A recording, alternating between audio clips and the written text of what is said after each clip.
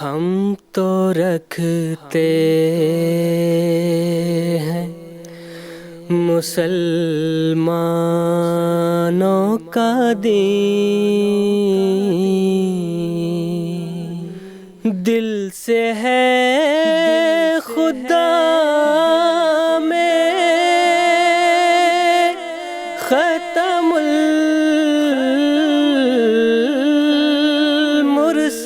المرسلین، دل سے ہے خدا میں ختم المرسلین،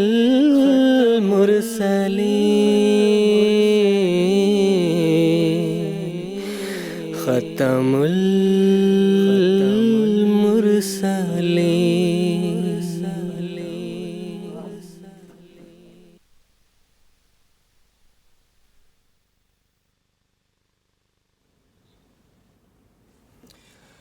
اعوذ باللہ من الشیطان الرجیم، بسم اللہ الرحمن الرحیم۔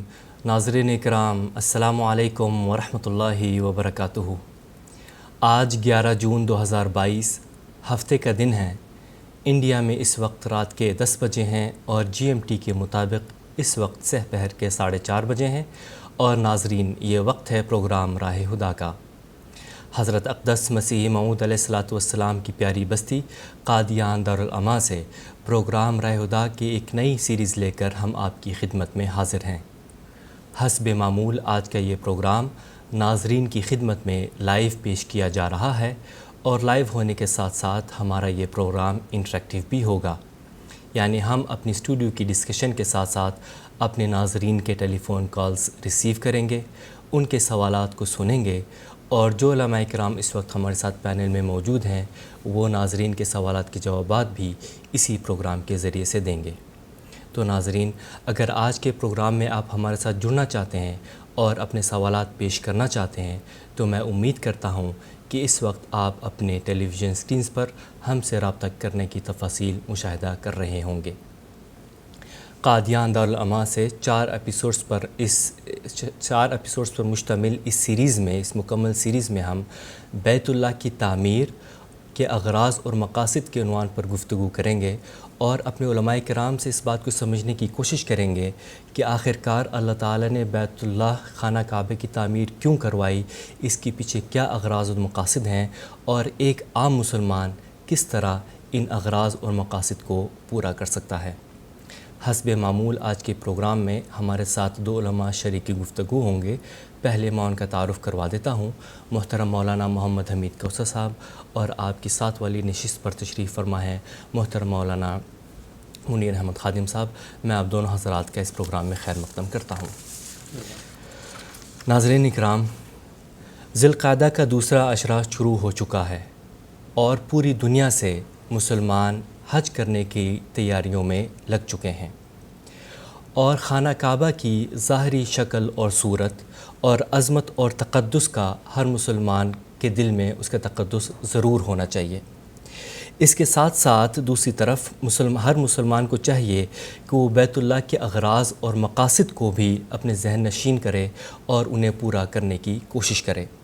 اللہ تعالیٰ نے حضرت ابراہیم علیہ السلام کے ذریعے بیت اللہ کی اثر نو تعمیر کروائی، اور اس کے ساتھ بہت سے اغراض اور مقاصد وابستہ ہیں جن کا قرآن کریم میں ہمیں ذکر ملتا ہے، اور جن کا تعلق حقیقت میں رسول کریم صلی اللہ علیہ وسلم کی بعثت سے ہے۔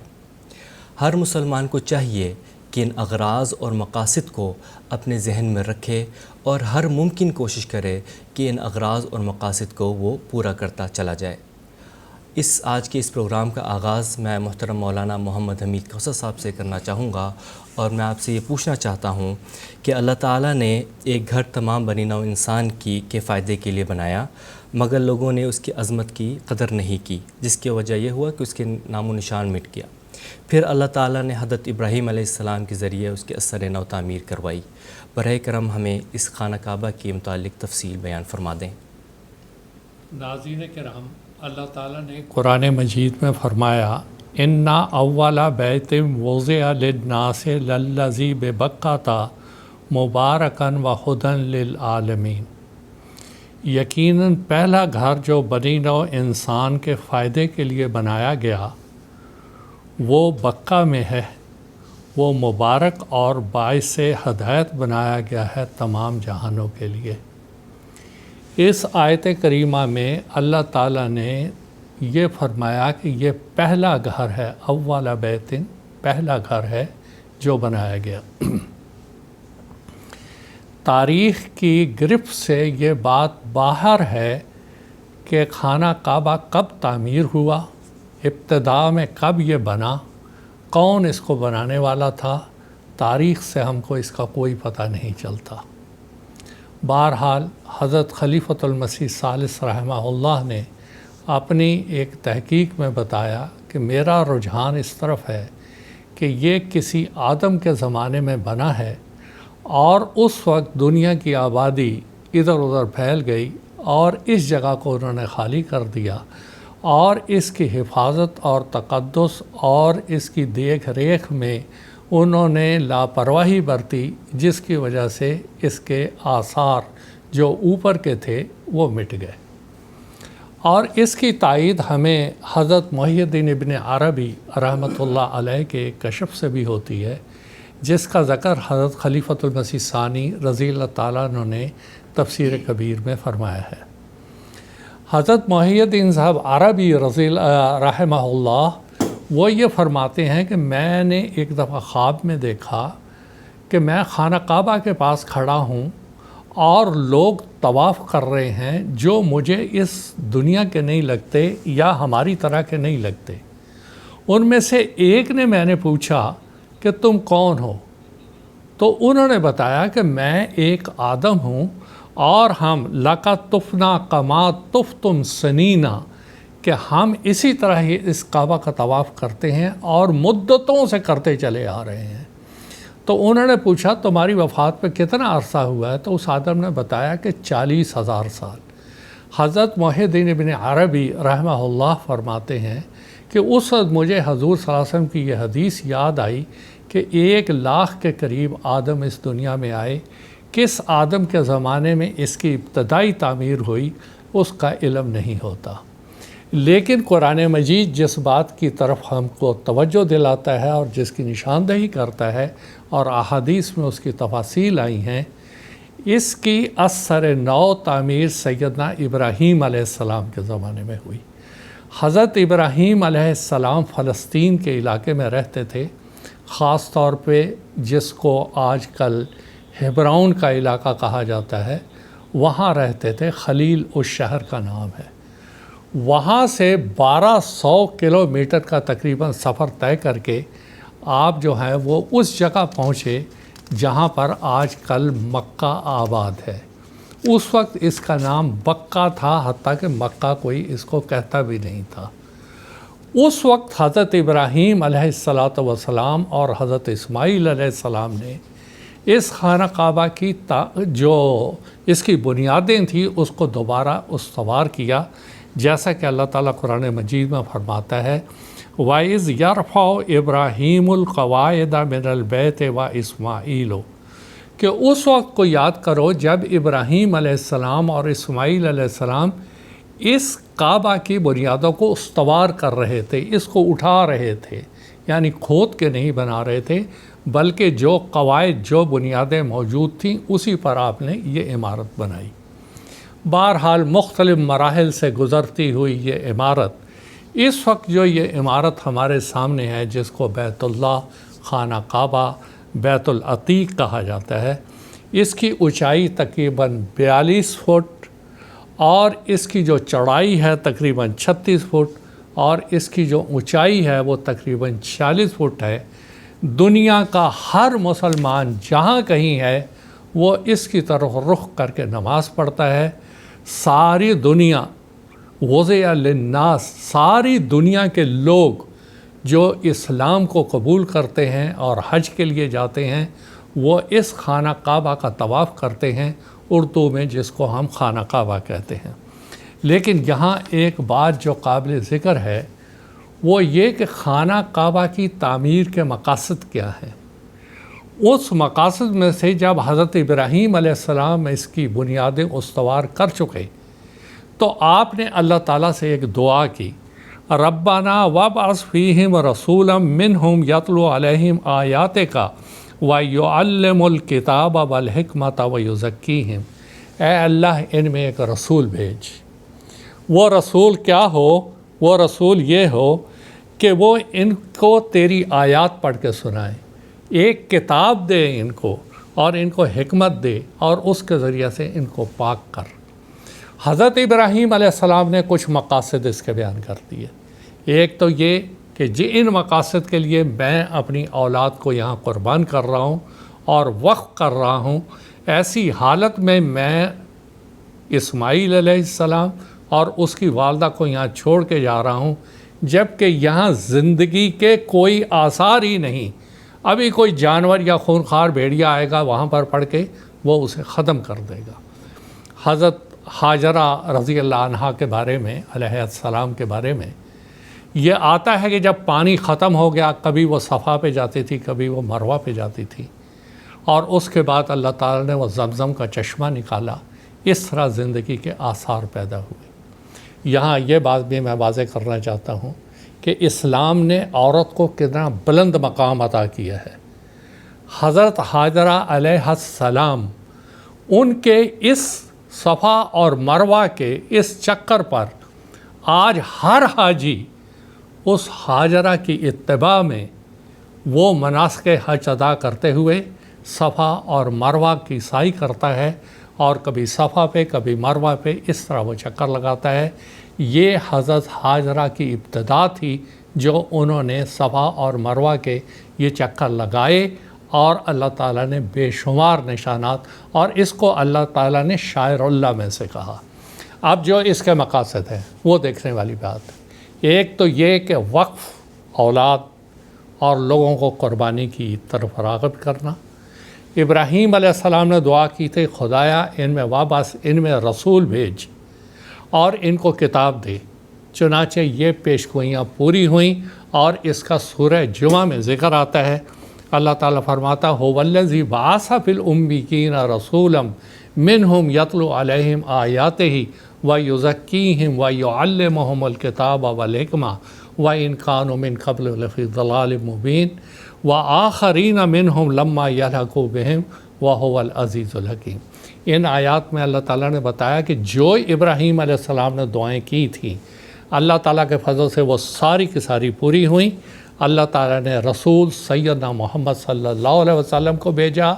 قرآن مجید اللہ تعالیٰ کی طرف سے ایک الہامی کتاب ہے اور شریعت اسلامیہ کی بنیاد ہے، اور اس کے بعد اللہ تعالیٰ نے کتاب اور حکمت سکھانے کے انتظام کیے، اور یہ وہ مقاصد ہیں جو کہ اللہ تعالیٰ نے قرآن مجید میں خانہ کعبہ کی تعمیر کے بیان کیے، ورنہ صرف ایک گھر بنا دینے سے یہ مقاصد پورے نہیں ہوتے۔ ہم عام حالات میں بھی دیکھتے ہیں کہ ایک آدمی مکان بناتا ہے، کس غرض کے لیے بناتا ہے؟ اس لیے کہ وہ اس میں رہے گا، اس کے فوائد ہوں گے کچھ ہو۔ اللہ تعالیٰ نے جب اتنی قربانیاں لے کے یہ گھر تعمیر کروایا تو اس کے پیچھے ایک بہت بڑی حکمت تھی، وہ یہ کہ یہ توحید کا مرکز ہوگا، یہاں پر ایک سید الانبیاء سیدنا محمد صلی اللہ علیہ وسلم کی ولادت ہوگی، یہاں پہ وہ کامل کتاب اور کامل شریعت نازل ہوگی جس کا کہ زمانے سے اس کا نازل ہونا مقدر تھا۔ اسی طرح ایک اگلی بات اللہ تعالیٰ نے یہ بتائی کہ وآخرین منہم لما یلحقوا بہم، اس رسول کی صرف ایک بعثت نہیں ہوگی بلکہ اس کی ایک بعثت ثانیہ ہوگی، اور وہ بعثت ثانیہ رسول کریم صلی اللہ علیہ وسلم کی ہوگی لما یلحقوا بہم، جو ابھی ان سے ملے نہیں ہیں، یعنی آپ کا ایک غلام اس بعثت ثانیہ کا مصداق ہوگا۔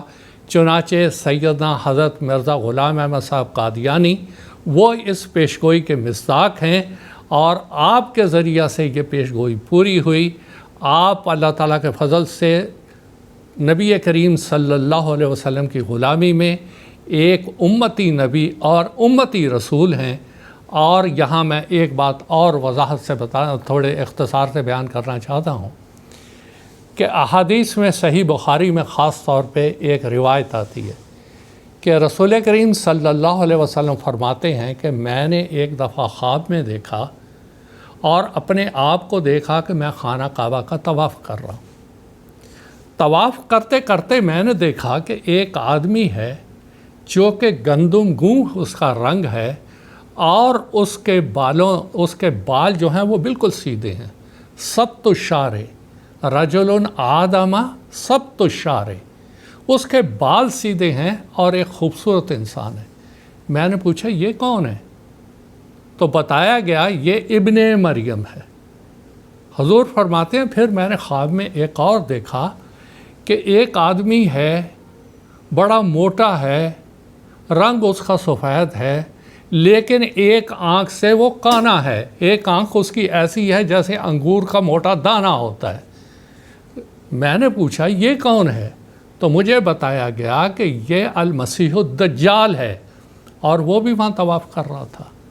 اب اس سارے واقعے کو اس تعمیر کعبہ کے مقاصد کے تحت اگر ہم دیکھتے ہیں، رسول کریم صلی اللہ علیہ وسلم نے معراج کی رات میں حضرت موسیٰ علیہ السلام، حضرت ابراہیم علیہ السلام اور حضرت عیسیٰ علیہ السلام جن انبیاء کو دیکھا، ان میں سے حضرت عیسیٰ علیہ السلام کے بارے میں فرماتے ہیں احمر و جعد، اس کا رنگ سرخ تھا اور اس کے بال گھنگرالے تھے، عریض و صدر، اس کا سینہ چوڑا تھا۔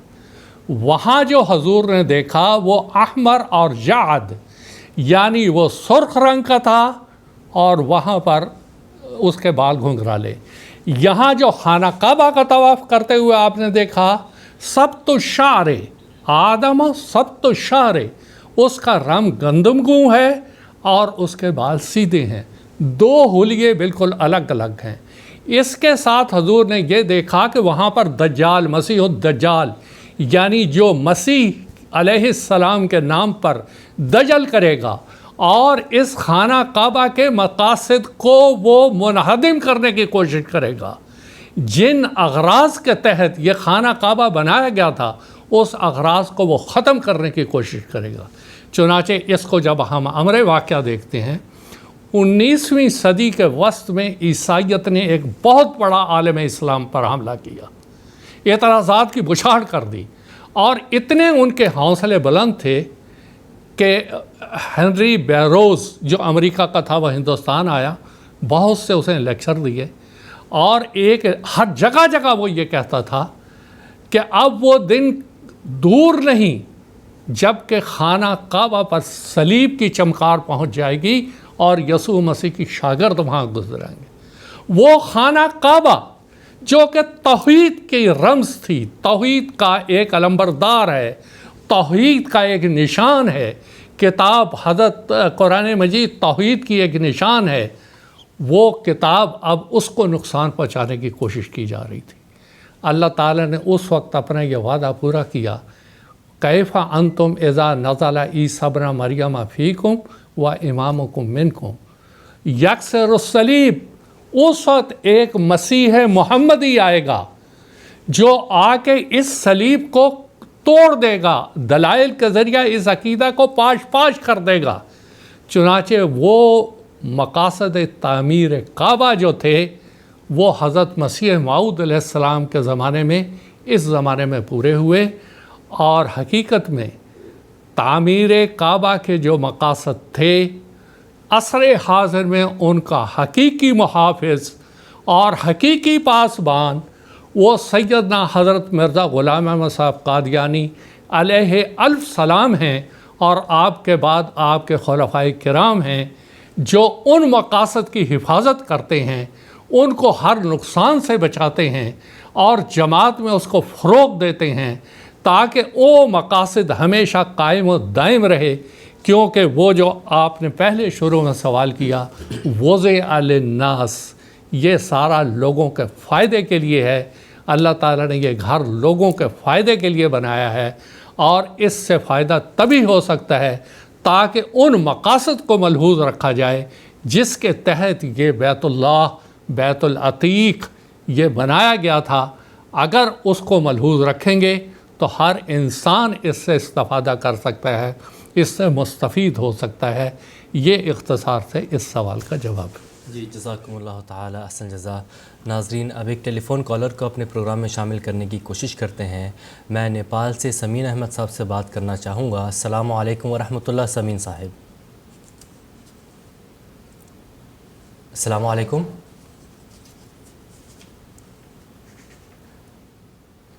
ہم ان سے دوبارہ رابطہ کرنے کی کوشش کرتے ہیں۔ اب میں اپنے پروگرام کا دوسرا سوال محترم مولانا منیر احمد خادم صاحب سے پوچھنا چاہوں گا کہ خانہ کعبہ کے اغراض و مقاصد میں یہ بھی ذکر ملتا ہے قرآن کریم میں کہ وضع للناس، کہ لوگوں کے لیے مقرر کیا گیا ہے۔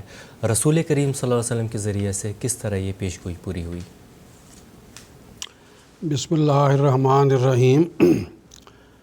یہ پیش گوئی دراصل حقیقی طور پر رسول کریم صلی اللہ علیہ وسلم کے ذریعہ سے ہی پوری ہوئی، اور اس سے پہلے بھی جب سے کہ یہ خانہ کعبہ کی تعمیر ہوئی، اور جیسا کہ ذکر کیا گیا کہ بیت عتیق ہے، اور حضرت خلیفۃ المسیح ثالث رحمہ اللہ تعالیٰ نے فرمایا کہ کسی ایک آدم کے زمانے میں اس کی تعمیر ہوئی، تو قرآن مجید نے ذکر فرمایا کہ یہ پہلا گھر ہے، اور ایک ذکر کیا کہ بیت عتیق ہے، اور بنیادی بات یہ بیان فرمائی کہ وضع للناس ہے، کہ اس خانہ کعبہ کو، اس بیت اللہ کو لوگوں کے فائدے کے لیے بنایا گیا ہے۔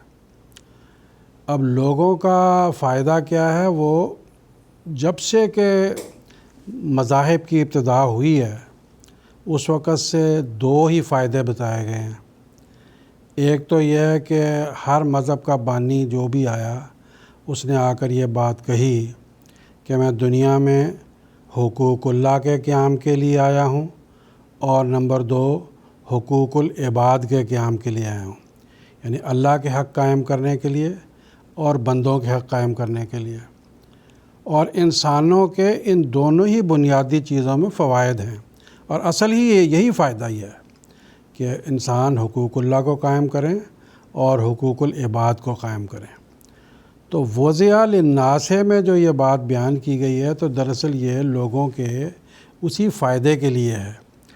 اور اب جب کہ خانہ کعبہ کی ابتدا میں تعمیر ہوئی تو اس وقت تو یہ وضع للناس کی بالکل ابتدائی شکل ہوگی، جیسے ایک بچہ پیٹ میں پیدا ہوتا ہے تو اس کی ایک ابتدائی شکل ہوتی ہے، پھر آہستہ آہستہ وہ ترقی کرتا چلا جاتا ہے، پھر ایک تندرست بچے کی شکل میں باہر آتا ہے۔ تو اسی طریقے سے اس کی ایک شکل تو حضرت ابراہیم علیہ السلام کے زمانے میں ظاہر ہوئی کہ جس وقت اللہ تعالیٰ نے وحی کی حضرت ابراہیم علیہ السلام کو بتایا کہ یہاں پہ ایک زمانے میں خانہ کعبہ تعمیر ہوا تھا، اب اس کی بنیادوں پر تم اس کو پھر دوبارہ تعمیر کرو۔ چنانچہ حضرت ابراہیم علیہ السلام نے اور ان کے بیٹے نے، دونوں نے مل کے اس کو تعمیر کیا، اور اللہ کی وحی سے کیا، اللہ کی جو بتائی ہوئی جو ہدایات تھیں، جو ارشادات تھے، اس کی روشنی میں اس کو تعمیر کیا۔ اور جب انہوں نے اس بیت اللہ کو تعمیر کیا تو اللہ تعالیٰ نے ان سے بڑے بڑے عشق کے امتحان لیے، یہاں تک کہ ان کے بیٹے کو بھی قربان کرنے کے لیے اللہ نے بیان فرمایا، ان کی بیوی کو بے آب و گیا جگہ چھوڑ دینے کے لیے ایک امتحان ہوا۔ تو دراصل مقصد یہ تھا کہ یہ بیت اللہ کا جو ارتقاء ہے، انتہائی اس کا نقطہ ہے، نقطہ مرکزی ہے، اس کی وہ بنیاد قربانیوں پر ہے، اور یہ قربانیاں حضرت ابراہیم علیہ السلام سے جو شروع ہوئی ہیں یہ پھر حضرت صلی اللہ علیہ وسلم کے زمانے میں جب کہ الناس کا جو پیش گوئی ہے عالمگیر طور پر پوری ہوگی، یہ قربانیوں کا معیار بھی عالمگیر طور پر اس زمانے میں پھر اپنے عروج کو پہنچ جائے گا۔ چنانچہ حضرت ابراہیم علیہ السلام کی قربانیاں اور بلکہ وہ پیش گوئیاں جو حضرت ابراہیم علیہ السلام نے دعائیں کیں، اللہ نے ان دعاؤں کو قبول فرمایا، اس کے نتیجے میں حضرت صلی اللہ علیہ وسلم کی بعثت ہوئی اور عالمین کے لیے بعثت ہوئی۔ اور یہ تاریخ مذاہب میں پہلا موقع تھا کہ کسی نبی نے یہ اعلان کیا کہ اے لوگو، دنیا کے تمام لوگوں، میں تم سب کے لیے رسول بنا کر بھیجا گیا ہوں۔ ورنہ اس سے پہلے کیا تھا؟ اس سے پہلے حضرت موسیٰ علیہ الصلوۃ والسلام نے یہ فرمایا کہ ابھی ایک آتشی شریعت والا نبی آنے والا ہے، وہ کہ اپنی شریعت کو آپ نے مکمل قرار نہیں دیا۔ جو تورات کا استثناء کا چیپٹر ہے اس کو پڑھیں، اس کا باب 18 یا باب 33 میں بھی ذکر ہے کہ ایک آتشی شریعت والا آئے گا، اور خدا تعالیٰ جو ہے اللہ تعالیٰ نے ان کو الہاماً فرمایا کہ اللہ تیرے بھائیوں میں سے تجھ سا ایک نبی برپا کرے گا، اس کے ہاتھ میں ایک آتشی شریعت ہوگی، وہ فاران کی پہاڑیوں سے آئے گا۔ مکہ کا بھی ذکر کر دیا۔ پھر حضرت عیسیٰ علیہ الصلوۃ والسلام نے بھی فرمایا کہ بہت سی باتیں ایسی ہیں کہ ابھی تم اس کی تاب نہیں لا سکتے، تم برداشت نہیں کر سکتے، لیکن جب روح حق آئے گی تو پھر ان سب باتوں کو تمہارے سامنے کھولے گی۔ تو ان ہر دو نے یہ بیان فرما دیا کہ ابھی شریعت مکمل نہیں ہوئی، ابھی پوری دنیا کے لیے خدا کی شریعت نہیں آئی، اور یہ پہلا اعلان حضرت صلی اللہ علیہ وسلم کے ذریعہ سے ہوا، قل یا ایھا الناس انی رسول اللہ الیکم جمیعا۔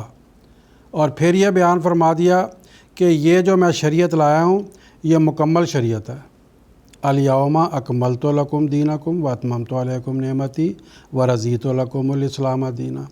آج کے دن میں نے تمہارے دین کو مکمل کر دیا ہے، شریعت کو مکمل کر دیا ہے۔ یہ اعلان بھی تاریخ مذاہب میں پہلی بار کسی نبی اور کسی کتاب کی طرف سے ہوا۔ پھر ایک اعلان ساتھ یہ بھی ہوا کہ جو یہ شریعت نازل ہوئی ہے مکمل اور کامل، یہ شریعت کی اللہ تعالیٰ اپنے فضل سے خود ہی حفاظت فرمائے گا۔ اللہ تعالیٰ نے فرمایا کہ انا نحن نزلنا الذکر و انا لہ لحافظون۔ تو شریعت حفاظت والی، شریعت مکمل، ایک مکمل اور کامل اور آخری نبی پر اس کا نزول، پھر اس کا جب پوری دنیا کے لیے وہ شریعت نازل ہو گئی تو وضع للناس کا مفہوم مکمل ہو گیا، مبارکن کا مفہوم مکمل ہو گیا، ھدی للعالمین کا مفہوم مکمل ہو گیا۔ تو یہ وہ خانہ کعبہ کے جو اغراض و مقاصد تھیں کہ پوری دنیا کے لوگوں کے فائدہ کے لیے، دنیاوی فائدے کے لیے بھی اور دینی فائدے کے لیے بھی، جسمانی فائدے کے لیے بھی اور روحانی فائدے کے لیے اللہ تعالیٰ اس بیت اللہ کو بنائے گا۔ وہ آ کر آخر ہمارے نبی حضرت محمد مصطفیٰ صلی اللہ علیہ وسلم کے ذریعہ پورا ہوا۔ اور پھر حضرت اقدس محمد رسول اللہ صلی اللہ علیہ وسلم نے یہ فرما دیا تھا کہ میرے ذریعہ سے تو یہ شریعت مکمل ہو گئی ہے، لیکن ابھی اس شریعت کی اشاعت کی تکمیل ہونا باقی ہے۔ تکمیل ہدایت تو ہو چکی، لیکن تکمیل اشاعت ہدایت باقی ہے۔ اور خود حضرت صلی اللہ علیہ وسلم نے فرمایا تھا کہ میری ایک دوسری بعثت ہوگی، جیسا کہ مول صاحب نے سورہ جمعہ کی آیت پڑھ کے بتایا کہ دوسری بعثت کا حضور صلی اللہ علیہ وسلم نے ذکر فرمایا۔ اور پھر وہ جو دوسری بعثت تھی وہ تکمیل اشاعت ہدایت کی تھی۔ کیوں؟ اس لیے کہ دنیا کے وہ تمام خطے، تمام جزائر، تمام لوگ جن تک حضرت صلی اللہ علیہ وسلم کے زمانے میں ابھی وہ نہیں پہنچی تھی وہ شریعت، وہ مسیح موعود جو حضرت صلی اللہ علیہ وسلم کا غلام ہوگا، آپ کا روحانی فرزند ہوگا، اس کے دور میں وہ پھر شریعت کاملہ پوری دنیا میں محیط ہو جائے گی اور اس کا نور پوری دنیا میں پھیل جائے گا۔ چنانچہ آج آپ دیکھ لیں کہ اللہ تعالیٰ کے فضل و کرم سے یہی بیت اللہ کے جو مقاصد ہیں کہ پوری دنیا میں بیت اللہ کی اس روشنی کو، روحانی روشنی کو پھیلایا جائے گا، وہ آج صرف اور صرف حضرت اقدس محمد رسول اللہ صلی اللہ علیہ وسلم کے فرزند کامل حضرت مسیح موعود علیہ الصلوۃ والسلام کے ذریعہ سے اور آپ کے بعد جو قائم ہونے والی خلافت ہے اس کے ذریعہ سے پورا ہو رہا ہے۔ ورنہ آپ دیکھ لیں کون شخص ہے اس وقت دنیا میں جو ایسی باتیں جو امن کی ہوں، اتحاد کی ہوں، اسلام کے نور کو دنیا میں پھیلانے والی ہوں۔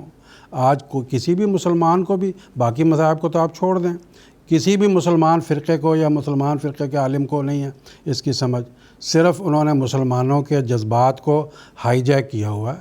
فتنہ اور فساد پہ لگا دیا جاتا ہے اور بیچارے مسلمان اللہ اور رسول کے نام پر مرتے ہیں۔ یہی انرجی جو مسلمانوں کی ہے، اگر اس کو صحیح طور پر استعمال کیا جائے تو اس انرجی کے نتیجے میں اسلام کی ایک مبارک اور پاک تعلیم پوری دنیا میں پھیل سکتی ہے، اور آج پھیل رہی ہے۔ صرف ضرورت اس بات کی ہے کہ مسلمان اس بات کو سمجھیں کہ اللہ نے جو یہ روشنی آج ہمارے لیے اتاری ہے، یہ جو برکت نازل کی ہے، جو خانہ کعبہ کے عالمگیر مقاصد کو پورا کرنے والی ہے، مسلمان اس کی طرف آئیں گے تو اللہ تعالیٰ کے فضل و کرم سے وہ دیکھیں گے کہ یہ روشنی پوری دنیا میں پھیل رہی ہے اور پھیلتی چلی جائے گی انشاءاللہ۔ جزاکم اللہ تعالیٰ احسن الجزا۔ نیپال سے سمیر احمد صاحب سے ہمارا رابطہ ہو چکا ہے، دوبارہ میں ان سے دوبارہ بات کرنے کی کوشش کروں گا۔ السلام علیکم ورحمۃ اللہ سمین صاحب، السلام علیکم۔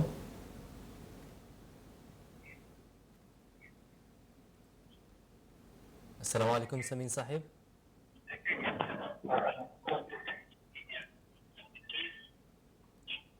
جی اپنا سوال پیش کریں۔ جی السلام علیکم ورحمۃ اللہ۔ وعلیکم السلام، جی اپنا سوال پیش کریں، آپ کی آواز آ رہی ہے۔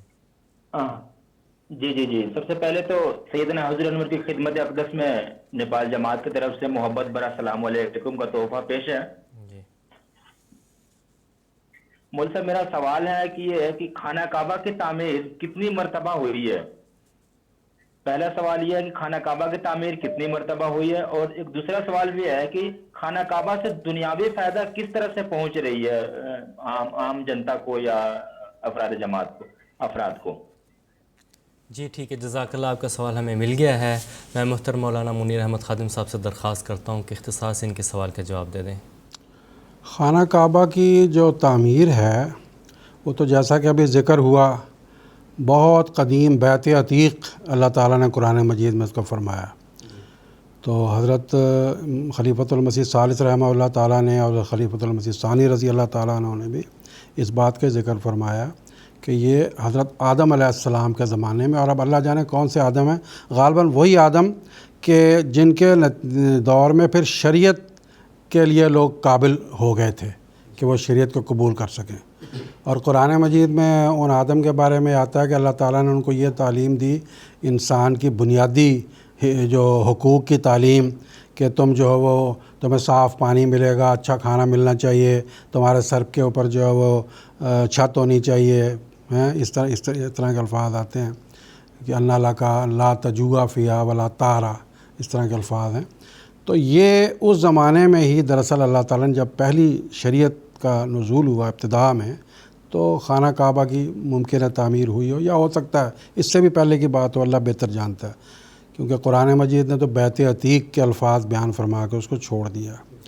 اس کے بعد جب حضرت ابراہیم علیہ السلام اور حضرت اسماعیل علیہ السلام نے انہی بنیادوں پر اس کو کھڑا کیا، تو پھر حضرت صلی اللہ علیہ وسلم کے دور میں اور آپ کے بعد کئی مرتبہ اس کی تعمیر ہوئی ہے۔ حضرت صلی اللہ علیہ وسلم کے دور میں ایک مرتبہ قریش نے اس کی تعمیر کی، تو اس وقت کہا جاتا ہے کہ پیسے کم ہو گئے ان کے پاس، تو انہوں نے ایک حصہ جس کو حتیم کا حصہ کہا جاتا ہے اس کی تعمیر چھوڑ دی، اتنا وہ رہ گیا۔ تو حضور صلی اللہ علیہ وسلم نے حضرت عائشہ رضی اللہ تعالیٰ عنہ سے اس خواہش کا اظہار کیا کہ عائشہ، اگر یہ ابتدائی طور پر ابھی تمہاری قوم ایمان نہ لائی ہوتی تو میں اس حصے کو بھی تعمیر کرنے کا حکم دیتا۔ میں اس خیال سے کہ یہ فتنہ میں نہ پڑ جائیں، تو میرا دل چاہتا ہے کہ یہ حصہ بھی ساتھ ہی کعبہ کا میں شامل ہو جائے۔ تو بعد میں کہتے ہیں حضرت عبداللہ بن زبیر رضی اللہ تعالیٰ عنہ نے اس کو پھر اس دور میں تعمیر کرایا، تو انہوں نے اس حدیث کو یاد کر کے اور حضور صلی اللہ علیہ وسلم کی اس خواہش کو یاد کر کے حضرت عائشہ سے جو آپ نے فرمایا تھا اس حصے کو جو ہے خانہ کعبہ میں شامل کر دیا۔ اس کے بعد کہتے ہیں پھر بنو امیہ کا جب دور آیا، غالباً عبد الملک بن مروان کے زمانے میں، تو اس کو پھر دوبارہ جو ہے وہ باہر نکال دیا گیا۔ اور پھر ہارون رشید کے دور میں جو ہے نا، وہ جب وہ تعمیر کرنے لگے تو انہوں نے جو ہے وہ بھی اس کو غالباً حضرت امام مالک رضی اللہ تعالیٰ عنہ سے انہوں نے کوئی مشورہ کیا، ایسا ذکر آتا ہے۔ تو انہوں نے کہا کہ جس حالت میں اب یہ خانہ کعبہ ہے آپ اس کو رہنے دیں، ورنہ یہ بادشاہوں کا کھیل ہو جائے گا کہ کوئی آئے گا تو اس کو ملا دے گا، کوئی آئے گا تو اس کو نکال دے گا۔ چنانچہ اس کے بعد پھر انہوں نے اس کو رہنے دیا، نہیں کیا۔ تو پھر یہ تعمیر تو حضور صلی اللہ علیہ وسلم کے زمانے میں بھی ہوئی، آپ کے بعد بھی ہوئی ہے۔ جی ٹھیک ہے، جزاکم اللہ احسن جزا۔ بعض ٹیکسٹ میسیج کی صورت میں بھی کچھ سوالات موصول ہو رہے ہیں۔ قادیان سے نسیم احمد صاحب یہ سوال کرتے ہیں کہ آج کے زمانے میں کیا ایک اکیلی عورت حج پہ جا سکتی ہے بغیر کسی محرم کے؟ میں محترم مولانا محمد حمید کوثر صاحب سے درخواست کرتا ہوں اختصار سے ان کے سوال کا جواب دے دیں۔ بات یہ ہے کہ رسول کریم صلی اللہ علیہ وسلم نے بعض احکامات دیے ہیں۔ اس زمانے کے حالات کے مطابق رسول کریم صلی اللہ علیہ وسلم نے منع فرمایا کہ کوئی عورت جو ہے وہ اکیلی حج کے لیے آئے۔ اس کی وجہ یہ تھی کہ سفر بہت طویل تھے اور خطرناک تھے، چور اور ڈاکو اور خونخوار جانور رستے میں تھے، تو حضور نے اس وقت یہ شرط لگا دی تھی کہ ایک عورت بغیر محرم کے وہ حج کے لیے نہیں آ سکتی۔ یہ ان کا ایک حضور کے زمانے میں یہ بات تھی۔ لیکن اس کے ساتھ ساتھ حضور نے ایک پیشگوئی فرمائی تھی، اور وہ پیشگوئی بخاری میں کتاب المناقب میں ہے کہ ایک صحابی تھے رسول کریم صلی اللہ علیہ وسلم کے، حضرت عدی بن حاتم۔ ان کو ایک دفعہ رسول کریم صلی اللہ علیہ وسلم نے فرمایا، انہوں نے یہ فرمایا کہ ایک زمانہ وہ آئے گا جب کہ ہودج نشین عورت ہیرا سے چل کر کعبہ کا طواف کرے گی، اللہ کے علاوہ اس کو کسی کا خوف نہ ہوگا۔ یعنی ایک زمانہ وہ آنے والا ہے جب کہ ہیرا جو کہ کوفہ کے قریب تھا اور ایران کا شہر تھا، تو وہاں سے وہ چلے گی ہودج پہ اپنے اونٹ پہ اپنے، اور یہاں تک پہنچے گی اور سوائے اللہ کے اس کو کوئی خوف نہیں ہوگا۔ اس سے یہ ثابت ہوا کہ ایک جواز تھا کہ جب امن کا راستہ ہو تو عورت بغیر محرم کے بھی آ سکتی ہے۔ اور اس بارے میں ہمارے لیے تو سب سے آسان طریقہ ہے کہ خلیفۃ المسیح اید اللہ تعالیٰ بن صلی عزیز سے اس بارے میں رہنمائی کی جاتی ہے۔ اور جیسا کہ میں نے شروع میں بتایا، مقاصد تعمیر کعبہ کے سب سے عظیم محافظ اور پاسبان عصر حاضر میں حضرت مسیح موعود علیہ السلام کے خلیفہ حضرت مرزا مسرور احمد صاحب نصرہ اللہ نصرا عزیزہ ہیں۔ تعمیر کعبہ کے مقاصد کو وہی دنیا میں پہنچا رہے ہیں اور وہی اس پہ عمل کروا رہے ہیں۔ ان سے ابھی ایک مجلس میں سوال کیا گیا یا پوچھا گیا، اور یہ شائع ہوا ہے 11 ستمبر 2021 کے الفضل میں۔ اس میں حضور اید اللہ تعالیٰ بن عزیز نے فرمایا کہ یہ تو اس زمانے کی بات تھی۔ آج اگر راستہ پر امن ہے، ہوائی جہازوں کے سفر ہیں اور کوئی خطرناک بات راستے میں نہیں ہے، تو ایک عورت حج کو جا سکتی ہے بغیر محرم کے۔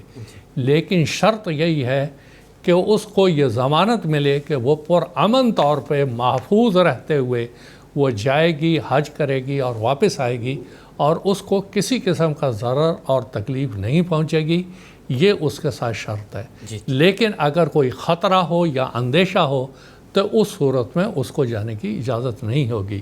اور یہاں میں یہ بات بھی کہتا ہوں کہ ہمارے جماعت سے جو عورتیں اس قسم کا ارادہ رکھتی ہوں، ان کو چاہیے حضرت خلیفۃ المسیح خامس اید اللہ تعالیٰ بن صلی عزیز سے وہ اجازت لے لیں، ساری صورتحال لکھ کے رہنمائی حاصل کر لیں، اس کے بعد ایسا سفر کریں۔ اگر حضور مشورہ دیں تو جائیں، اگر مشورہ دیں کہ نہ جائیں تو وہاں رک جائیں، کیونکہ حقیقی محافظ سے مشورہ وہ بہت ضروری ہے۔ جی ٹھیک ہے، جزاکم اللہ تعالیٰ احسن جزا۔ اب میں اپنے اصل پروگرام کو آگے بڑھانا چاہوں گا، اور محترم مولانا محمد حمید کوثر صاحب سے یہ میرا سوال ہے کہ قرآن کریم کے مطالعے سے اس بات کا علم ہوتا ہے کہ خانہ کعبہ کی جو مقاصد ہیں اس میں سے کہ یہ مقصد بھی ہے کہ مبارکن، مطلب یہ برکت والا ہے۔ رسول کریم صلی اللہ علیہ وسلم کے ذریعے سے یہ مقصد کس طرح پورا ہوتا ہے؟ دیکھیں، مبارکن یہ عربی زبان کا لفظ ہے۔ بارکا یا برکو بروکن اس کا مصدر آتا ہے، اور اس کے بہت سے معنی ہیں۔ ایک معنی ہے البرکاتو مستنقع، یعنی ایسی جگہ، ایسا جھیل جس میں ارد گرد کا سارا پانی جمع ہو گیا ہو، اس کو بھی مبارکن کہتے ہیں۔ اس میں اصل میں ایک بہت بڑی پیشگوئی تھی کہ آدم علیہ السلام سے لے کر جتنی بھی شریعتیں اور جتنے بھی احکامات الہیہ وہ اس دنیا میں مختلف انبیاء کو ملے، وہ سارے کے سارے ایک جگہ جمع کر دیے جائیں گے، جس کا کہ اس زمانے میں اور آئندہ زمانے میں جس کی ضرورت تھی۔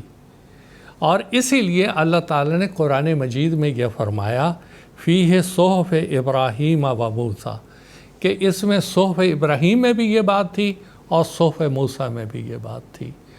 اور رسول کریم صلی اللہ علیہ وسلم وہ رسول ہیں، قل یا ایھا الناس انی رسول اللہ الیکم جمیعا، آپ کا وجود رحمت للعالمین ہے رہتی دنیا تک، اور آپ کی برکتیں ہمیشہ دنیا کو پہنچتی رہیں گی۔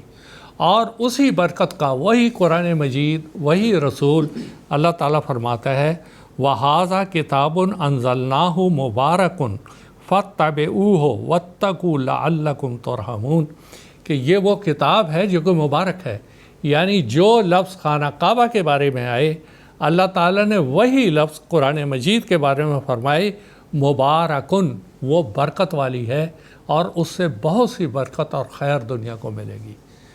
اب یہاں پر تھوڑی سی یہ وضاحت بھی ضروری ہے کہ یہ بات اللہ تعالیٰ نے آج سے 1400 سال پہلے قرآن مجید میں حضرت رسول کریم صلی اللہ علیہ وسلم کے ذریعہ دنیا کو یہ خوشخبری سنائی۔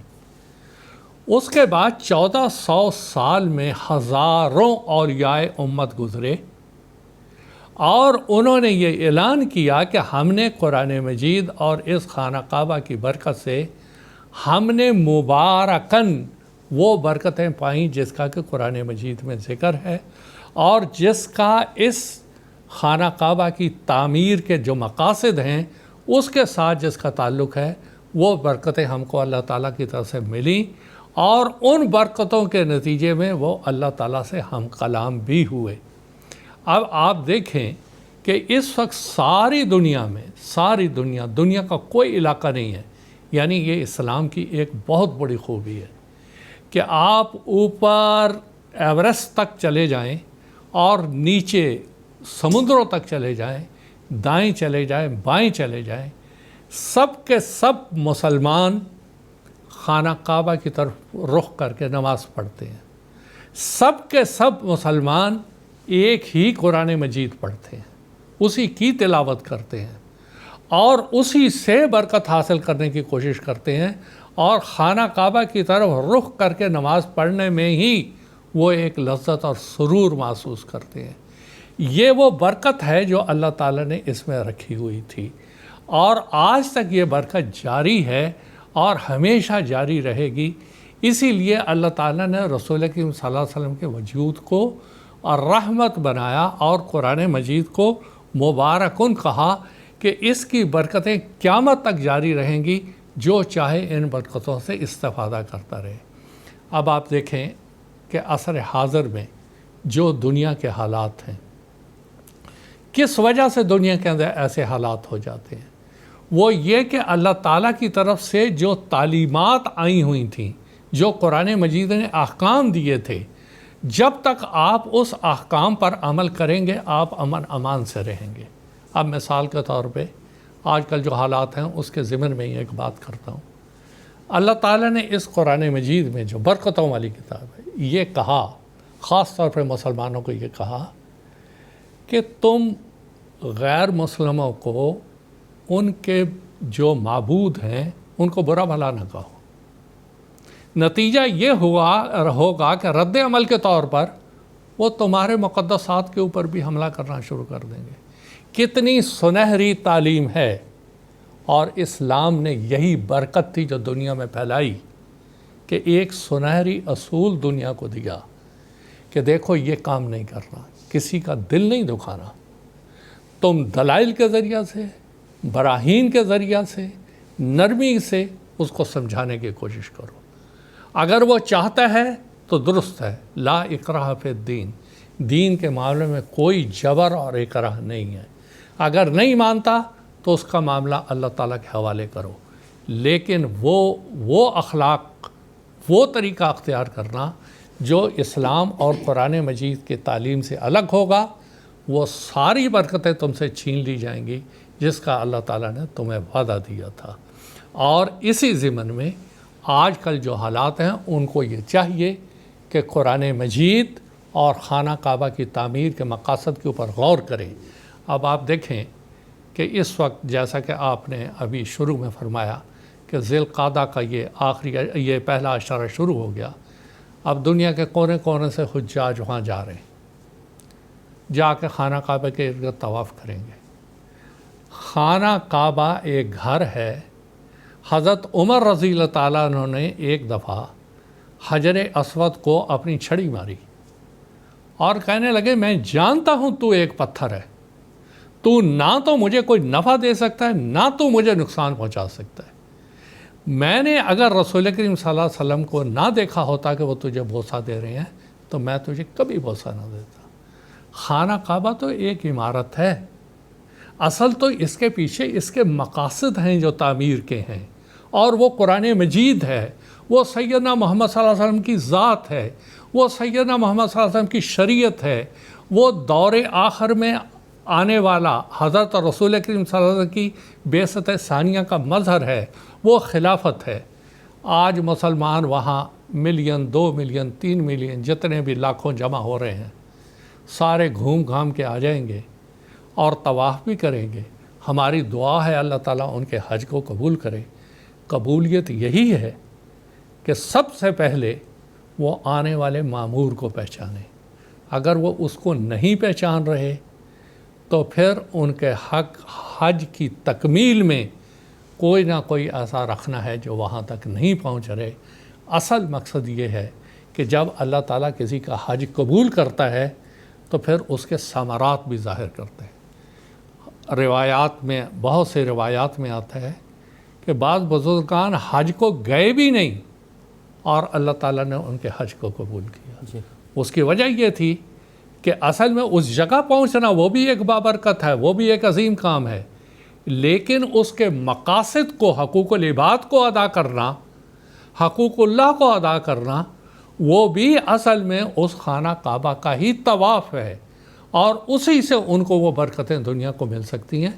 تو یہ اختصار کے ساتھ اس سوال کا جواب تھا جو آپ نے کیا کہ یہ مبارک ہے، مبارک رہے گا، اور ہمیشہ اس سے دنیا برکتیں لیتی رہے گی۔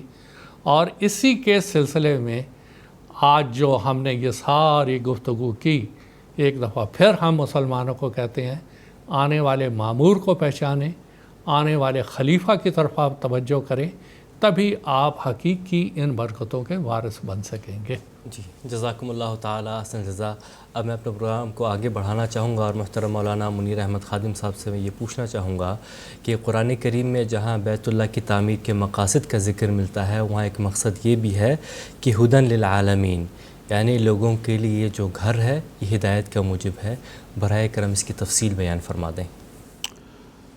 اسلام کی جن خوبیوں کا ابھی ذکر ہوا ہے اور آن حضرت صلی اللہ علیہ وسلم کی عالمگیر حیثیت، عالمگیر شریعت، حفاظت والی شریعت، مکمل شریعت جو اس کا ذکر ہوا ہے، اس کے ساتھ اس موقع پر ایک بات اور بھی یاد رکھنی چاہیے، اور جو مبارکن کا لفظ ہے اس کی تفسیر میں حضرت خلیفۃ المسیح الثالث رحمہ اللہ تعالیٰ نے ایک بات یہ بھی بیان فرمائی ہے کہ اسلام کو اللہ تعالیٰ نے ہر دور میں نمونے عطا فرمائے ہیں۔ حضرت صلی اللہ علیہ وسلم نے جو عالمگیر شریعت آپ پر نازل ہوئی تھی، اس کے ایک ایک حصے پر آپ نے عمل کر کے دکھایا، اور اس کے مطابق پھر صحابہ کرام رضوان اللہ علیہم اجمعین نے عمل کیا۔ اور اس سے پہلے جو شریعتیں تھیں ان میں ایسا نہیں تھا کہ انبیاء علیہم السلام نے پر جو شریعت نازل ہوئی انہوں نے اس کے ایک ایک حصے پر اور جزیات پر بھی عمل کر کے دکھایا ہو۔ یہ اور صرف حضرت صلی اللہ علیہ وسلم کا اور اسلامی شریعت کا خاصہ ہے۔ اور راز اس میں یہ تھا کہ اللہ تعالیٰ یہ بتانا چاہتا تھا کہ یہ شریعت کاملہ تب تک شریعت کاملہ ہے اور اس کی برکات کا نزول ہوتا رہے گا۔ اللہ تعالیٰ اس کی خاطر ہر دور میں اس شریعت کاملہ کو نافذ کرنے والے اور اس کی برکات کو پھیلانے والے لوگوں کو جو ہے وہ ظاہر کرتا رہے گا۔ چنانچہ حضرت صلی اللہ علیہ وسلم سے لے کر حضرت اقدس مسیح موعود علیہ الصلوۃ والسلام تک ایسے مبارک وجود جو ہیں ظاہر ہوتے رہے اور وہ اپنی جو ہے وہ تاثیرات کے نتیجے میں، اپنے عملوں کے نتیجے میں اسلام کی روشنی کو دنیا میں پھیلاتے رہے۔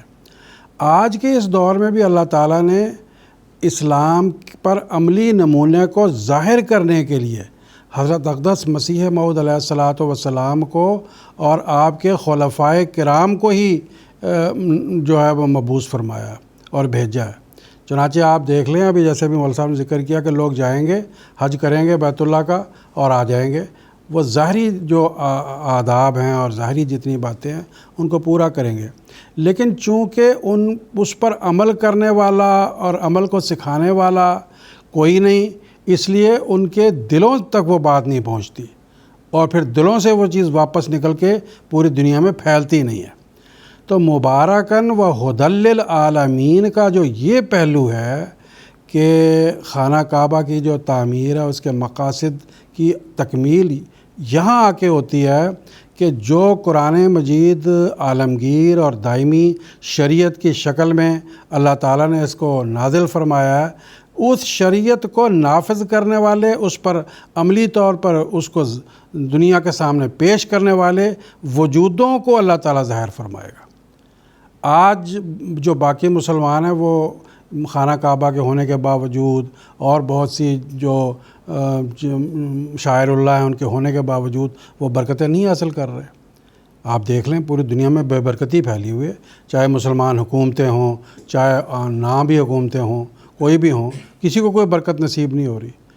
سب باقی مذاہب کی نسبت بھی ابتری کا شکار ہیں۔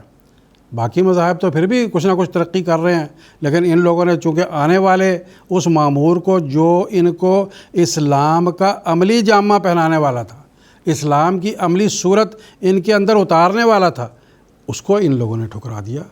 نتیجہ اس کا یہ ہوا کہ باقیوں سے بھی پیچھے چلے گئے اور ہر طرح کی دینی، دنیاوی، سیاسی، ہر طرح کی ابتری کا شکار ہو گئے۔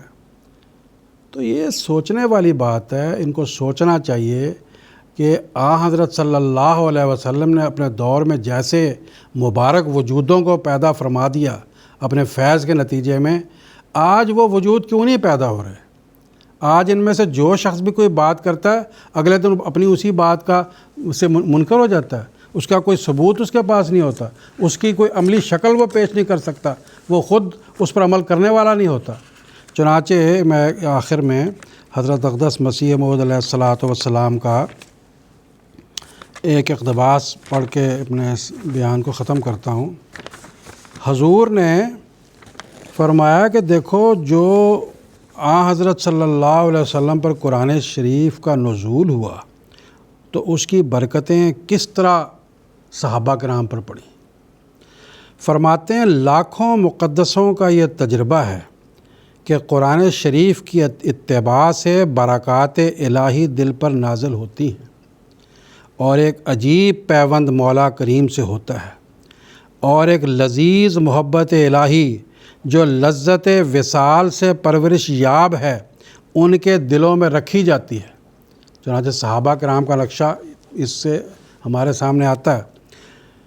اگر ان کے وجودوں کو ہاون مصائب میں پیسا جائے اور سخت شکنجوں میں دے کر نچوڑا جائے تو ان کا عرق بجز حب الہی کے اور کچھ نہیں۔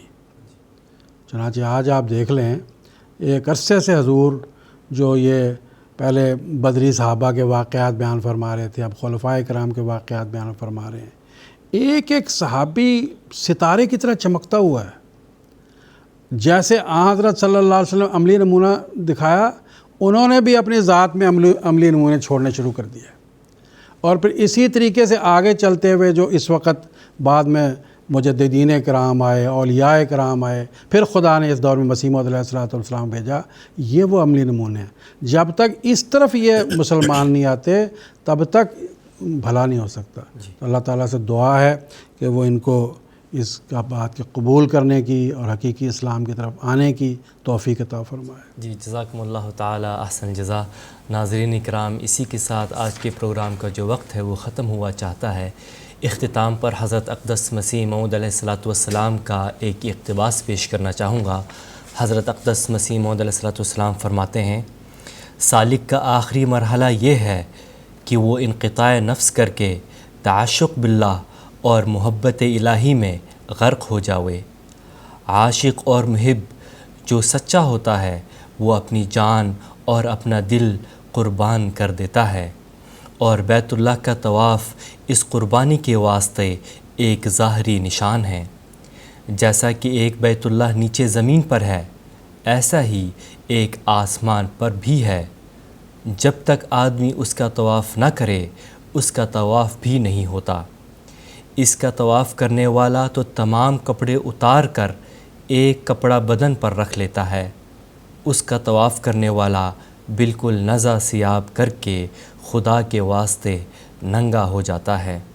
طواف عشاق الہی کی ایک نشانی ہے. عاشق اس کے گھر گھومتے ہیں گویا ان کی اپنی مرضی باقی نہیں رہی. وہ اس کے گردا گرد قربان ہو رہے ہیں. البدر مورخہ 10 جنوری 1907. ناظرین، اسی کے ساتھ آج کا ہمارا جو پروگرام ہے وہ اختتام پذیر ہوتا ہے. انشاءاللہ ہم اپنے اگلے 3 ایپیسوڈز میں بھی اسی موضوع کو جاری رکھیں گے اور بیت اللہ کی تعمیر کے مقاصد پر ہی روشنی ڈال کے اپنے علماء سے اس مضمون کو سمجھنے کی کوشش کریں گے.